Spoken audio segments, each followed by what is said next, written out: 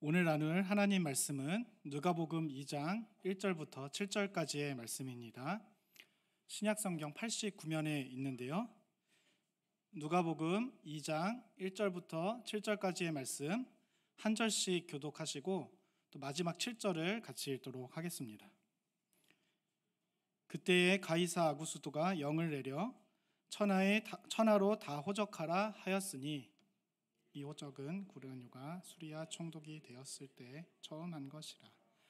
모든 사람이 호적하러 각각 고향으로 돌아가매 요셉도 다윗의 집 족속이므로 갈릴리 나사렛 동네에서 유대를 향하여 베들레헴이라는 다윗의 동네로 그 약혼한 마리아와 함께 호적하러 올라가니 마리아가 이미 잉태하였더라. 거기 있을 그때에 해산할 날이 차서 같이 읽겠습니다. 첫 아들을 낳아 강보로 싸서 구유에 누였으니 이는 여간에 있을 곳이 없음이러라. 아멘.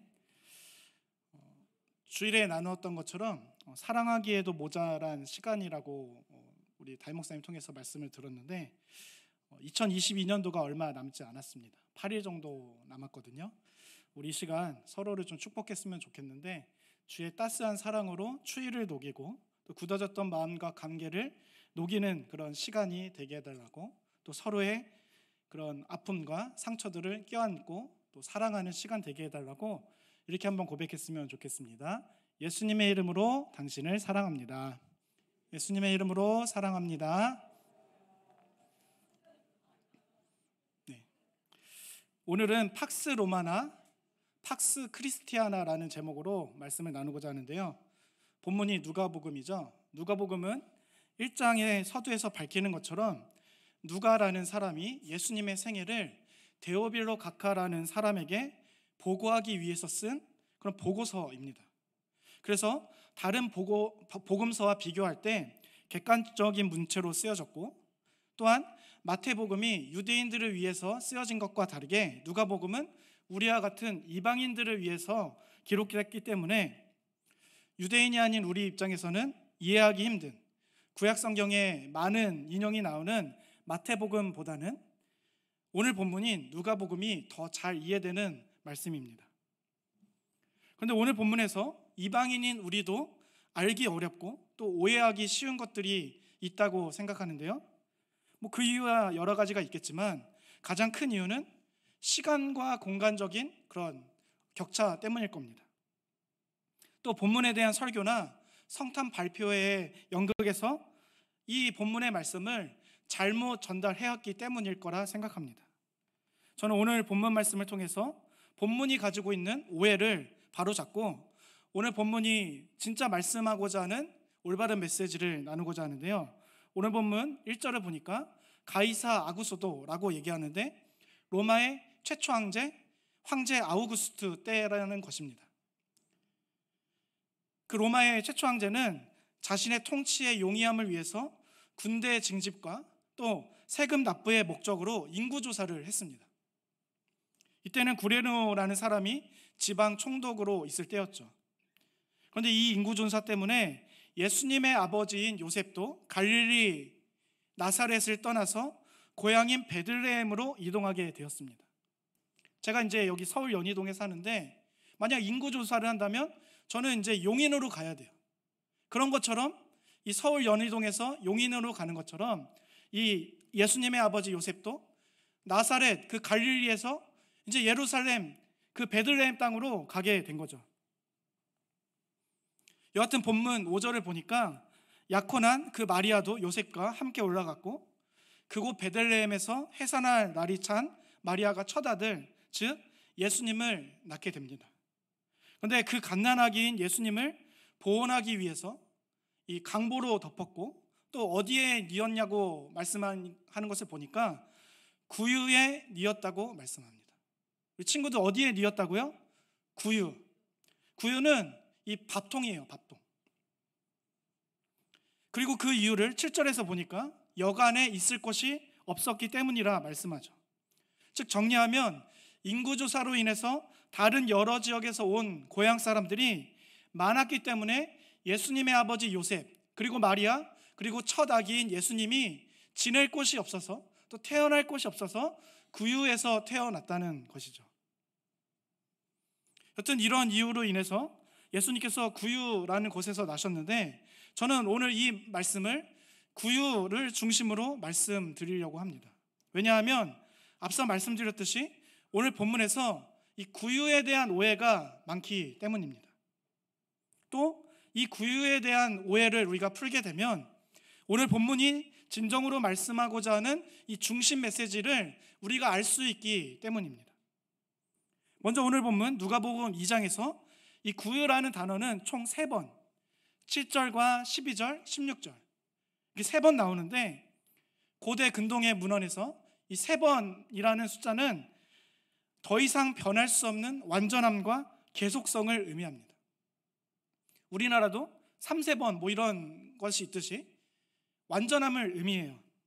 예를 들면 베드로가 예수님을 몇 번 부인하죠? 3번 부인합니다. 또 그것을 다시 한번 완전한 사랑으로 덮기 위해서 예수님께서 베드로에게 그 사랑 고백을 몇 번 요청하시죠? 3번 요청하십니다. 이처럼 누가는 예수님의 탄생을 이 구유라는 단어와 3번에 걸쳐서 완전함과 계속성을 말씀하기 위해서 강조하고 있는데, 그럼 어떤 강조인가? 예수님께서 인간으로서 섬기고 순종하기 위해 오신 메시아이심을 강조하는 겁니다. 섬기고 순종하기 위해 오셨다. 그러면 이 구유라는 단어가 어떻게 섬김과 순종의 의미를 띠는가? 이것을 알려면 구유가 가진 상징성을 우리가 알아야 하는데요. 구유, 이 성경에서 이 구유가 처음 등장하는 곳이 있습니다. 구약성경 이사야서 1장 3절인데요. 우리 앞에 말씀 보시고 함께 읽어보겠습니다. 시작. 소는 그 임자를 알고 나귀는 주인의 구유를 알건만은 이스라엘은 알지 못하고 나의 백성은 깨닫지 못하는도다 하셨도다. 아멘. 이 당시의 사람들은 방금 읽은 이사야서 1장 3절의 말씀을 들으면 단번에 이게 무슨 말인지 알 수 있었습니다. 우리는 이게 뭐 자다가 봉창 두드리는 소리야 라고 하겠지만, 당시 사람들은 바로 알아들어요. 왜냐하면 이 나귀라는 동물이 자기 주인의 구유에서만 밥을 먹는 이런 습성을 다 알고 있었기 때문입니다. 진돗개처럼 다른 주인을 따라가지 않는 거예요. 이 나귀는 자기 주인의 밥통, 그 구유에서만 그 밥을 먹기 때문에 이 말씀을 들으면 어떤 뜻이구나 다 알 수 있었습니다. 그러니까 이사야서 1장 3절은 미물인 나귀도 자기 주인의 구유를 알고서 거기서만 먹고 그 주인만을 의지하고 주인께만 순종하는데, 사람인 너희 이스라엘은 어찌 자신의 주인이신 하나님을 알지도 못하고 깨닫지도 못하고 너네 맘대로 살아가느냐, 저 바알, 아스다롯 그것을 주인 삼아 살아가느냐, 이 말이에요. 여하튼 이런 맥락에서 구유는 그 의미가 순종의 상징으로, 주인만을 따르기 때문에 순종의 상징으로 확대되어 사용되고 있었습니다. 이와 같이 구유는 순종이라는 성서시대 유대인들의 상징을 모르는 지금의 우리와 같은 현대인들은 구유에 누인 아기 예수님을 보면서 두 가지 오해를 하기가 쉬운 거예요. 첫 번째는 뭡니까? 구유에 누인 아기 예수님을 보면서 너무나 불쌍한 거죠. 연민으로 보는 거예요. 아니 어떻게 태어날 곳이 없어서 이 산부인과를 못 가면 집에서라도 태어나야 되는데 왜 구유에서 태어났는가?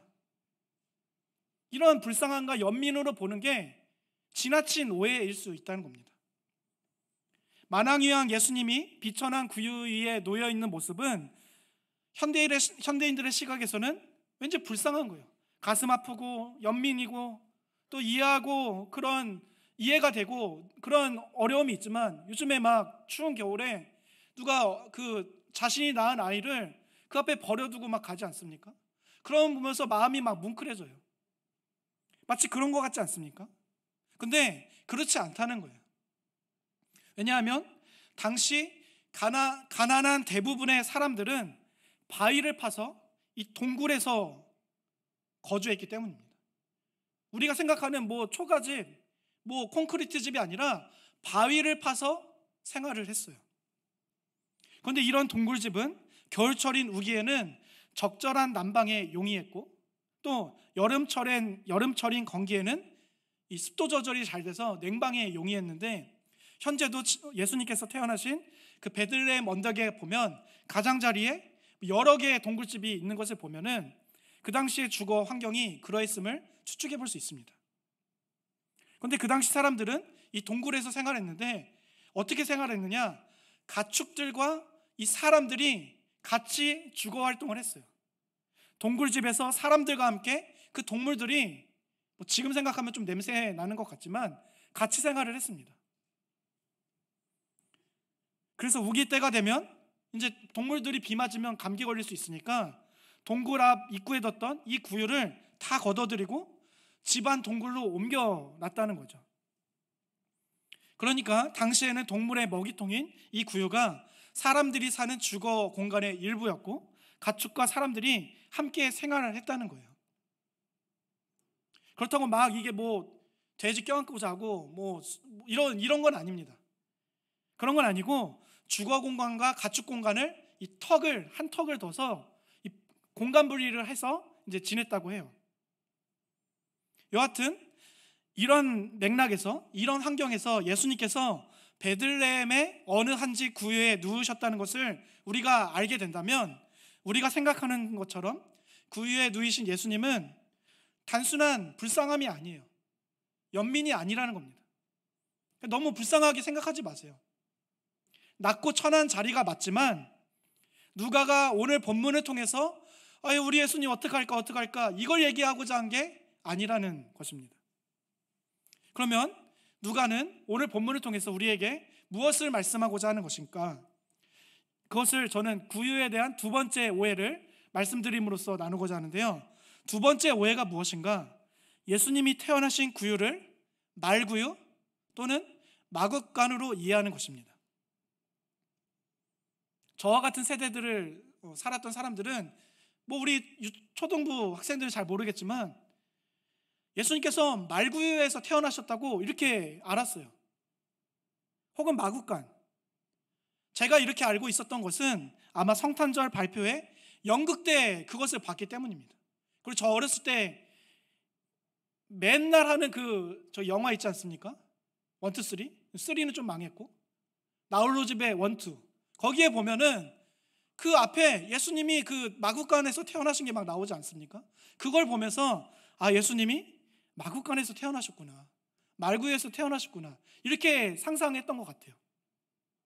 우리는 예수님이 말구유에서 태어났든 또 마구간에서 태어났든 이게 그렇게 이상한 일이 아닌데, 이것을 유대인들이나 또 당시에 살았던 사람들이 듣는다면 우리 친구들의 말로 멍미, 헐, 요즘에 이런 말 안 씁니까? 별로 안 웃네요. 헐, 어이가 없네, 이런 반응일 거예요. 왜냐? 구유라고 하면 당시의 유대인들이나 지금의 유대인들이 단번에 무엇이라고 이해하는가? 아까 말씀드린 이사야서 1장 3절, 당연히 낙이 구유라는 것을 알고 있었기 때문이에요. 여러분, 다그닥다그닥 말은 지중해에 접한 평야지대에서나 용이하지 베들레헴처럼 해발 900m 산지에서는 무용지물입니다. 아니, 오히려 불필요한 그런 이동수단 아니겠습니까? 잘 보이시는지 모르겠는데 저처럼 다리 짧은 동물들이 유리한 거예요. 울퉁불퉁 산지에서는 뭐니 해도 다리 짧은 나귀가 최고의 운송 수단입니다. 또한 말은 지금도 그렇지만 당시에도 굉장히 비싼 동물이었기 때문에 당시 베들레헴 지역에 특히 이 서민들에게는 말이 없었습니다. 말을 찾아볼 수가 없었어요. 말구유가, 예수님께서 말구유에서 나셨다, 이것을 들으면 유대인들은 쟤 지금 무슨 소리 하는 거야? 라고 여겼다는 거죠. 그래서 예수님의 탄생을 기록한 누가복음 2장에서 우리는 아무리 눈 씻고 찾아봐도 말구유나 마구간이나 이런 표현은 나오지 않고 어떤 표현만 나오는 거예요? 구유라는 표현만 3번 반복해서 등장하는 것입니다. 즉 예수님께서 누이신 장소는 말구유, 마구간이 아니라 나귀 구유였다는 것입니다. 그럼 별것 아닌 것 같은 이 구유가 도대체 뭐가 그렇게 중요한 것이기에 제가 이렇게 집요하게 그런 오해를 풀어드렸는가? 구유에 대한 오해를 정리하고 말씀드리려고 하는데요. 구유에 대한 첫 번째 오해가 무엇이었습니까? 예수님을 단순한 연민과 불쌍함으로 보면 안 된다는 거예요. 둘째는 말구유나 마구간에 태어나신 게 아니라는 겁니다. 그럼 제가 이렇게 구유에 대한 오해를 풀어드렸는데, 그러면 누가가 본문 누가복음 2장에서 구유라는 단어를 3번 등장시키면서까지 강조하려고 했던 것은 무엇일까요? 요즘도 그런지는 잘 모르겠는데, 요즘도 그런 것 같아요. 제 아내가 저에게 밥 먹듯이 하는 말이 제발 태양의 후예를 보고 배우라는 거 막 합니다. 아니면 도깨비를 보라. 그거 왜 그렇습니까? 자매분들이 꿈꾸는 배우자는 백마탄 왕자여서 그런 것 같아요. 그런 남자가 내 주변에 없으니까 더 그러는 것 같아요. 아마 그래서 엄청난 인기를 끌었던 드라마를 보면, 특히 김은숙 작가의 그런 드라마인, 너무 옛날이긴 한데 시크릿 가든, 또 상속자, 이런 드라마를 보면 자매분들이 선호하는 그 배우자상이 딱 나오는 거 아닙니까? 누구예요? 현빈, 이민호, 무슨 민호죠? 백마탄 왕자님, 돈 많고, 또 길라 MC는 언제부터 그렇게 이뻤나? 이런 말 하면서 사람들의 마음을 빼앗는. 여러분, 우리가 생각하는 그런 배우자상, 왕은 백마탄 왕자입니다. 실제로 왕은 말을 타죠. 왕위에 즉위할 때도 왕은 말을 타고, 그 말을 타고 즉위식을 또 거행합니다.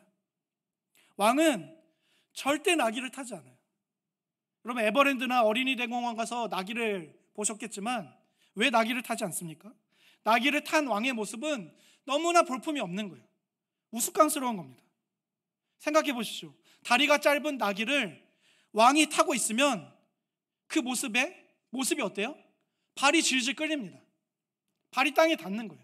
또 그 긴 왕 의복도 질질 땅에 끌리지 않겠습니까? 왕의 위풍과 위세가 꺾이는 일이니까 왕은 절대 말을 타지 않는 거예요. 그래서 왕은 나귀를 타지 않고 말을 탔는데, 이 때문에 말은 무엇을 상징합니까? 권력과 교만, 파워, 힘을 상징하는 동물이 말이죠. 나아가 전쟁과 힘을 상징하기도 하고요. 그런데 어떤 왕이 이러한 권력과 힘을 상징하는 말이 아니라 굳이 나귀를 탄다고 한다면, 그러면 무엇을 의미하겠습니까? 만왕의 왕이신 예수님께서 요한복음 1장 1절, 태초에 이 모든 세상을 창조하실 때 하나님과 같이 계신 삼위일체이신 그분이 이 땅에 육신을 입고 오셨는데, 온 만물의 창조자, 온 만물의 주관자이신 그분이 이 땅에 오셨는데, 권력과 힘을 상징하는 말이 아니라 나귀를 타고 이 세상에 오셨다면 그것은 무엇을 의미하겠습니까? 겸손입니다. 누가가 오늘 본문을 통해서, 이 나귀 구유를 통해서 3번 반복함으로써 강조하고자 하는 것이 바로 이것입니다. 그런데 당시에 유대인들이 꿈꾸고 바랐던 메시아는 무엇입니까? 그들의 왕의 배우자 상은 뭐예요? 말을 타고 병거 타고 오는 힘과 권력으로 가진 군사적 메시아였습니다. 저렇게 우리를 못살게 구는 헬라 시대 알렉산더 대왕 물리치고 마카비 혁명을 이루지 않습니까? 마카비 혁명 이뤘더니 얼마 안 돼서 또 로마가 쳐들어오는 거예요. 그래서 이 로마, 우리가 마카비 혁명 이뤘던 것처럼 우리가 믿는 말을 타고 오는 군사적 메시아가 오시면 저 로마 황제 다 무너뜨리고 힘과 권력을 우리에게 다시 돌려줄 텐데, 말을 타고 오는 힘이 있는 왕이어야 그런 힘과 권력으로 저 강대한 나라 로마와 맞짱 떠서 그들의 압제로부터 우리들을, 이스라엘을 건질 수 있다고 믿었기 때문에 이들이 생각했던 메시아는 말이었습니다. 그런데 예수님은 말구유가 아니라 허망하게도 나귀구유에 나셨다는 겁니다. 전쟁과 힘과 권력이 아니라 섬김으로써, 평화로써, 교만이 아닌 겸손, 권력이 아닌 섬김과 순종을 상징하는 나귀 구유에 누이셨다는 거예요. 그래서 그 궁극적인 자리가 어디입니까? 예수님은 십자가의 죽음을 감당하시려 그래서 예루살렘에 입성하실 때에도 나귀를 타고 입성하시는 거예요. 왜요? 그 로마를 또 죄에 압제되어서 죄의 그 힘과 죄의 그 권력에 사망에 쏘는 그 힘에 질 수밖에 없는 우리들의 그 풀어질 수 없는, 해결할 수 없는 우리들의 그 연약함을 힘과 권력이 아니라, 말의 힘이 아니라 섬김과 순종으로서, 나귀로서 우리들을 살리시기 위해 오셨기 때문에 나귀를 타고 예루살렘에 입성하시는 거예요. 즉 예수님께서 나귀 구유에 누이셨다, 나귀를 타고 예루살렘에 그 십자가로 입성하셨다라는 것은 단순한 불쌍함으로 보면 이걸 놓치는 거예요. 단순한 연민으로 보면 이 중요한 메시지를 우리는 놓쳐버리는 거예요. 예수님의 겸손과 예수님의 그 고귀한 순종을 놓치게 된다는 거죠. 사실 이 모습은 이미 구약의 스가랴 선지자가 이미 예언한 말씀 아닙니까? 스가랴 9장 9절을 보시면 이렇게 예언하죠.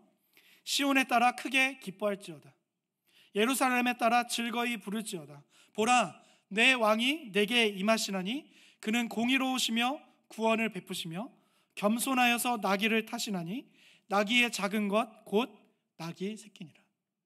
아멘. 그러니까 이 스가랴 선지자도 우리의 왕이신 그분께서 나귀를 타고 오신다고 예언했어요. 무엇입니까?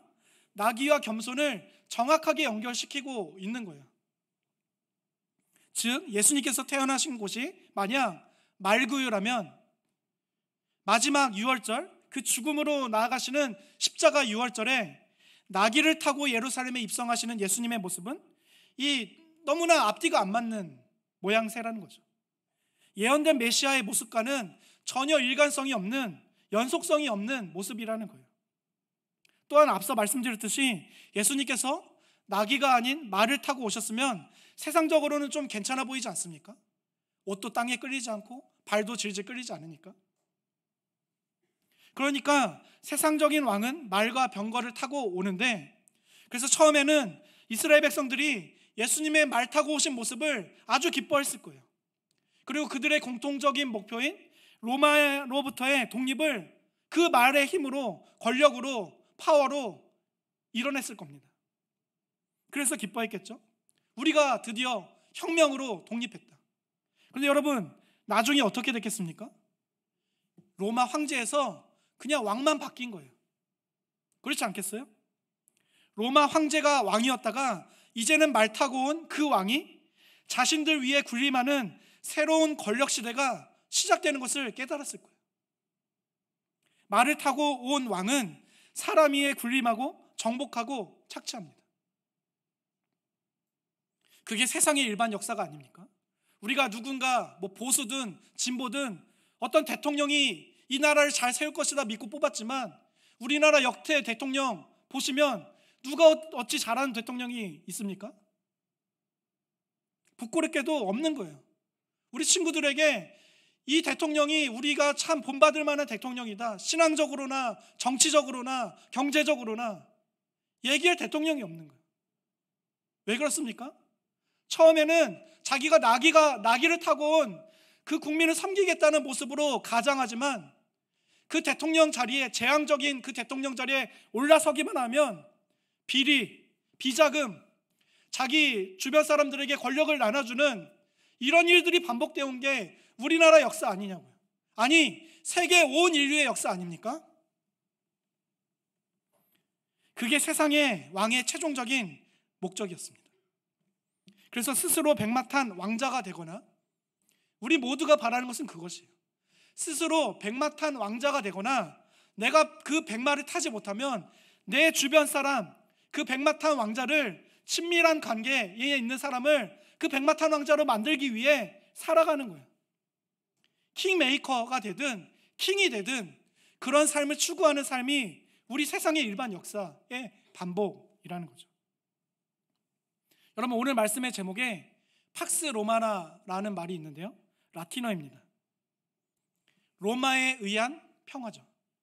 당시 로마는 아주 강력한 힘, 모든 길은 로마로 통한다. 지금 가도 그 길이 아직도 있다는 거예요. 2000년 전에 닦아놓은 길인데, 그러한 강력한 힘으로 약 200여 년간의 평화를 누려왔습니다.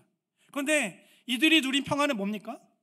이것은 다그닥 말로 상징되는 억누르고 속박하는 강력한 힘으로서의 얻은 가짜 평화, 팍스 로마나였어요.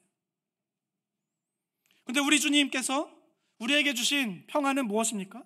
말을 타고 와서 힘으로 눌러서 억지로 주신 그런 평화가 아니라 나귀 구유에서 탄생하시고 나귀를 타고 그 겸손의 십자가의 자리로 가신, 순종으로 섬김으로 가신, 그러함으로 우리에게 주신 진짜 평화가 아니겠습니까?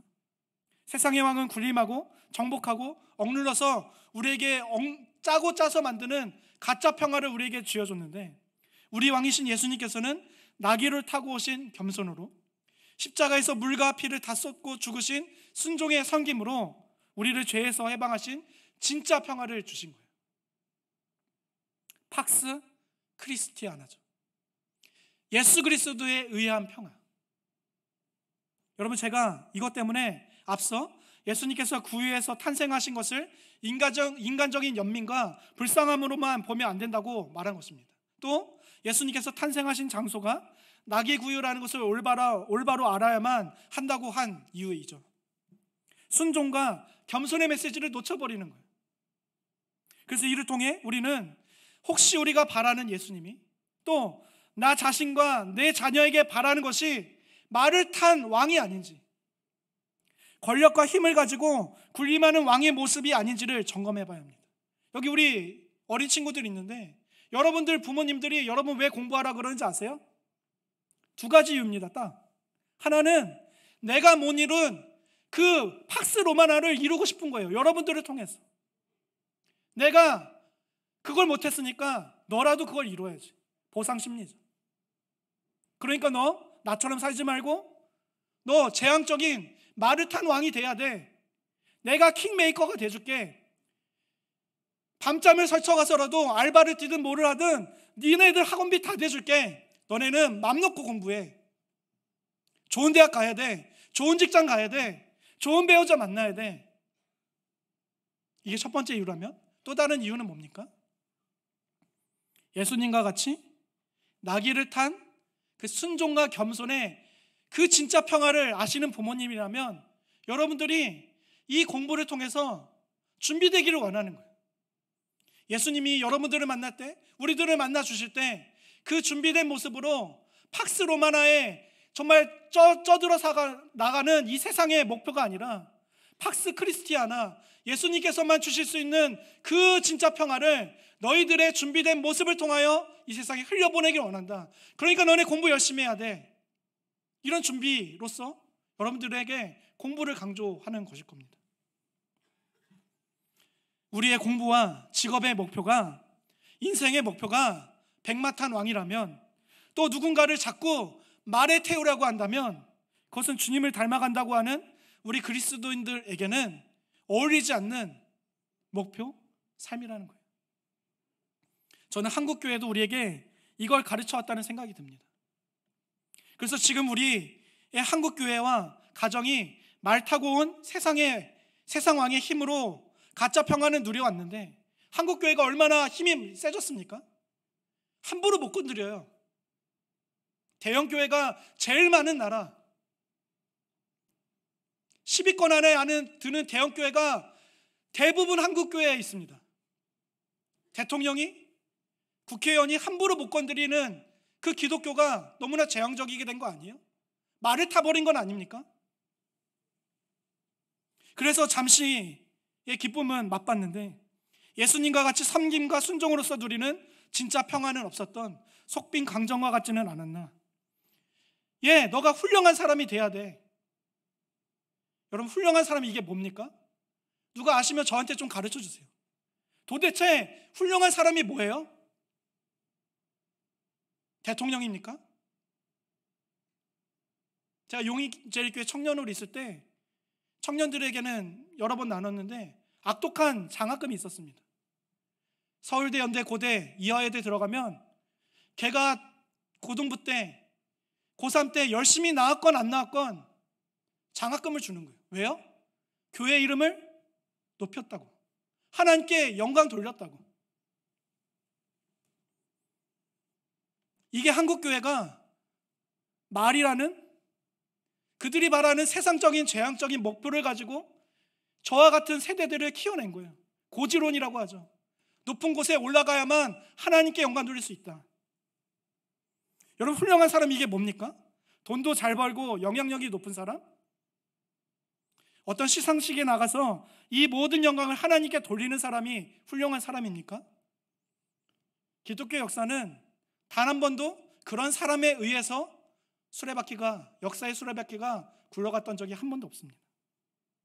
오직 주님의 크심을 알고 자신의 작음을 알면서 이 세상 모두를 그 예수님 때문에 불과 같이, 촛불과 같이, 이슬과 같이 헌신했던 자들을 통해서 기독교의 역사가 흘러왔던 거예요. 우리 아이들에게, 우리 청년들에게, 여러분 자신에게 이것을 강조하지 마세요. 내가 훌륭한 사람이 돼야 돼, 높은 자리에 올라가야 돼. 그게 아니라 우리의 낮음을 알고 주님의 크심을 알아서 우리의 모든 것을 다 던질 수 있는 사람, 그런 사람들을 키워내야 할 것입니다. 한국교회가, 우리 모두가 또 자녀들을 향한 기도로 신명기 28장 13절, 머리가 될지언정 꼬리가 되게 하지 말라는 기도는 그렇게 밤낮 쉬지 않고 기도하지 않았습니까? 그런데 그 신명기 28장에 이어지는 말씀은 기도하지 않은 거예요. 하나님의 말씀에 순종하는 그런 겸손한 사람이 되게 해달라는 기도를 하는 것은 저는 많이 못 봤습니다. 왜 잘 해오지 않았을까요? 우리가 말하는 복음, 우리가 말하는 메시아, 믿는 신, 우리가 바라는 삶, 신앙이 나귀구유가 아닌 거예요. 나귀구유가 아니라 말구유여야만 했었기 때문은 아닙니까? 내 자신에게 나는 이런 대학 나왔는데, 나는 이런 직업인데 그래서 하나님께 영광 돌릴 수 없어라는 열등감, 반대로 나는 이런 뒷배경이 있으니까 나는 하나님께 영광 돌릴 수 있어라는 자만심이라는 그 말구유라는 삶으로 살았기 때문은 아닙니까? 여러분, 이게 다른 게 아니라 팍스 로마나예요. 로마가 말의 권력으로 주는 잠깐의 평화, 일시적인 기쁨일 뿐입니다. 그런데 이미 이것을 소망하는 사람들이 세상에 널리고 줄을 쫙 섰는데, 예수님의 은혜를 입은 우리는 어떻게 살아야겠습니까? 팍스 로마나가 아니라 우리의 낮고 낮음을 날마다 깨닫지만 주님의 높고 높으심 때문에 이 나라를 책임질 수 있는, 이 교회를 책임질 수 있다는, 우리의 가정과 나 자신을 책임질 수 있다는 이 영원한 절대성, 이 영원한 정체성으로 그렇게 자긍심을 가지고, 자부심을 가지고 살아야 되는 것 아니겠습니까?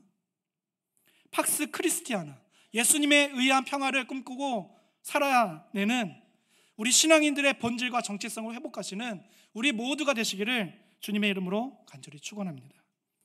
저는 2022년 성탄절, 우리 주, 우리 왕이신 예수 그리스도의 이 겸손과 순종을 다시금 깊이 되새기고 또 누리며 또한 본받는 시간이 되기를 주님의 이름으로 간절히 소망합니다.